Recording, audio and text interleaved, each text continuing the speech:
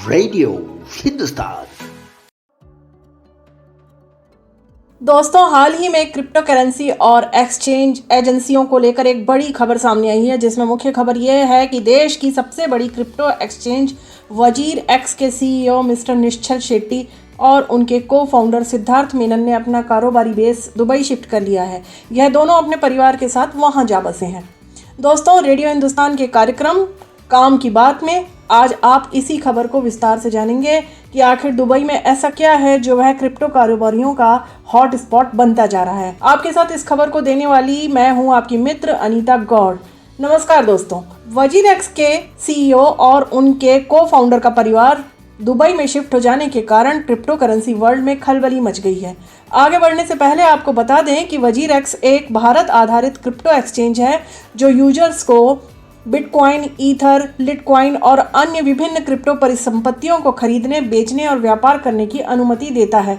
आज की तारीख में वजीर एक्स वॉल्यूम के आधार पर भारत का सबसे बड़ा क्रिप्टो एक्सचेंज है।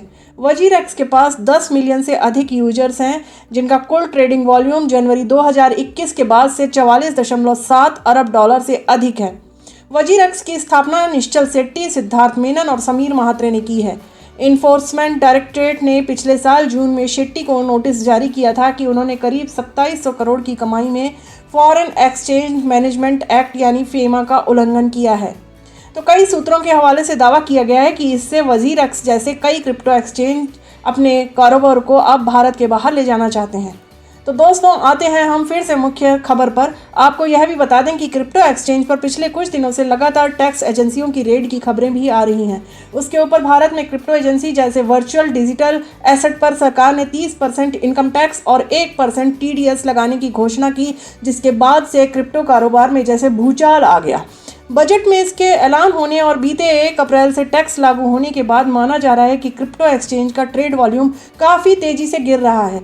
क्रिप्टो से कमाई 30% इनकम टैक्स लगाने के साथ सरकार ने यह भी कहा है कि क्रिप्टो करेंसी या वर्चुअल डिजिटल एसेट्स में किसी प्रॉफिट के अगेंस्ट किसी तरह के लॉस को सेट ऑफ करने की इजाज़त नहीं है।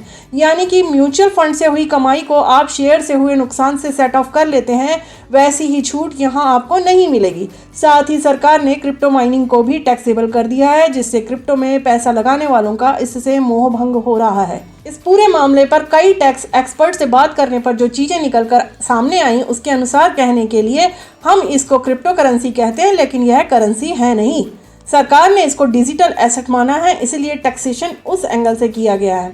क्रिप्टो करेंसी जैसे वर्चुअल डिजिटल एसेट पर 30% इनकम टैक्स और 1% टीडीएस ट्रांजैक्शन के ऊपर लगा है, जिस तरह से प्रॉपर्टी पर और हाई वैल्यू ट्रांजैक्शन पर टीडीएस लगता है।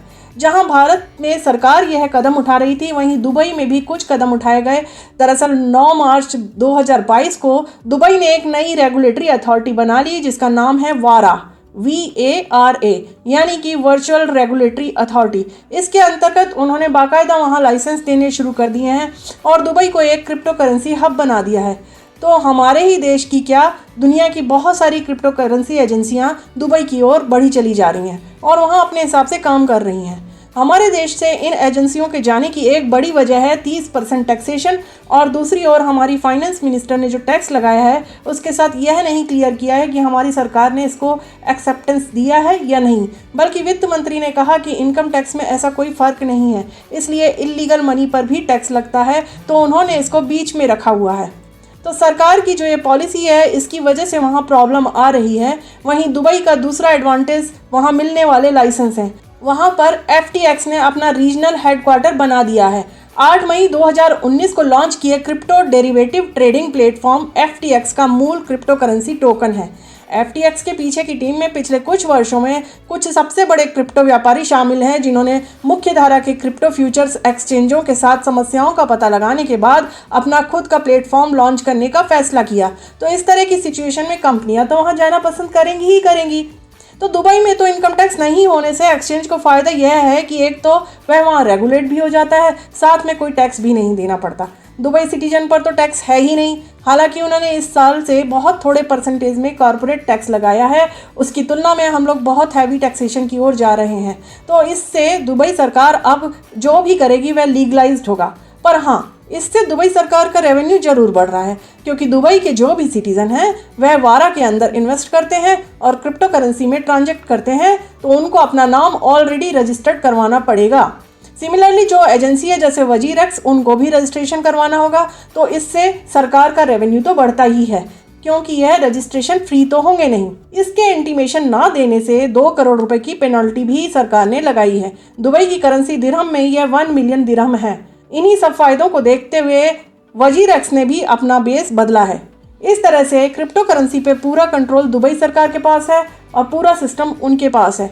फिर एक कारण और है, 1 अप्रैल 2022 से हमारे बैंकों ने क्रिप्टो करेंसी की ट्रांजैक्शन की सेटलमेंट बंद कर दी है। वह कस्टमर्स को पैसे देने के लिए डिनाई कर रहे हैं। बेसिकली यह सारा कारोबार अल्टीमेटली चलता तो पैसे से ही है, सारी इन्वेस्टमेंट पैसे से ही होती है, और जब बैंक ट्रांजैक्शन कर ही नहीं रहे तो उससे इन कंपनीज का वॉल्यूम लगातार गिरता चला जा रहा है। ऊपर से इस बजट में टैक्सेशन 30% हो गया है, लेकिन क्लैरिटी फिर भी नहीं मिली थी कि हम क्या लीगल काम कर रहे हैं या नहीं। तो इन्वेस्टर भ्रम में है कि इन्वेस्ट करें या नहीं। फिर जो भी पैसा है उसकी सेफ्टी क्या है यह भी नहीं पता, क्योंकि सरकार टैक्स तो ले रही है लेकिन इन्वेस्टर को सेफ्टी की कोई गारंटी नहीं दे रही, क्योंकि इस सब में रिजर्व बैंक तो इसके अंदर इन्वॉल्व था ही नहीं। तो इससे इल्लीगल पैसा दूसरी कंट्री में भेजकर टेररिस्ट एक्टिविटी में भी इसका उपयोग किया जा सकता है। हमारे देश में क्रिप्टो एक्सचेंज के दुबई शिफ्ट होने की वजह आपको समझ आ गई होगी। हालांकि वजीरेक्स ने अपना जो क्लैरिफिकेशन दिया है उसमें उन्होंने 70+ लोकेशन के ऊपर काम करने की बात कही है। उनके हेडक्वार्टर तो मुंबई और बेंगलुरु में हैं, लेकिन उनके एम्प्लॉयज़ वर्क फ्रॉम एनीवेयर पर काम कर रहे हैं। तो कंपनी को इससे कोई फ़र्क नहीं पड़ता कि वे कहाँ से काम कर रहे हैं। कहीं ना कहीं सरकार को अब यह सोचना होगा कि कैसे इनको रेगुलेट किया जाए, और जो टैक्सेशन सरकार लगा रही है वह सरकार को मिल भी रहा है या नहीं। दूसरी ओर दुबई से पूरी दुनिया के अंदर क्रिप्टो करेंसी इलीगल मेथड के साथ भी चल रहा है, जिसका डर दुनिया के हर देश को है कि कहीं ऐसा ना हो कि यह इलीगल मोड कन्वर्ट हो जाए और कंट्री इसके हाथ से निकल जाए। तो कोशिश जारी है, इस पर हमारे देश को भी इस पर सीरियसली सोचना होगा और जल्दी कोई ना कोई ऐसा रेगुलेटरी लाना होगा जिससे कि हम क्रिप्टो करेंसी को रेगुलर कर पाएँ और आगे बढ़ें। तो दोस्तों, इस वीडियो के जरिए आपको क्रिप्टो करेंसी के बारे में बहुत कुछ पता चल गया होगा। रेडियो हिंदुस्तान को उम्मीद है कि यह वीडियो आपकी नॉलेज को थोड़ा अपडेट कर पाया होगा और आपके लिए हेल्पफुल भी रहा होगा। इसलिए इस वीडियो को लाइक और शेयर जरूर करें और रेडियो हिंदुस्तान को सब्सक्राइब करने के साथ साथ बेल आइकन को जरूर प्रेस करें। फिलहाल के लिए अनीता आपको कहेगी धन्यवाद और मिलेगी बहुत जल्दी। जुड़े रहिए रेडियो हिंदुस्तान के साथ। नमस्कार।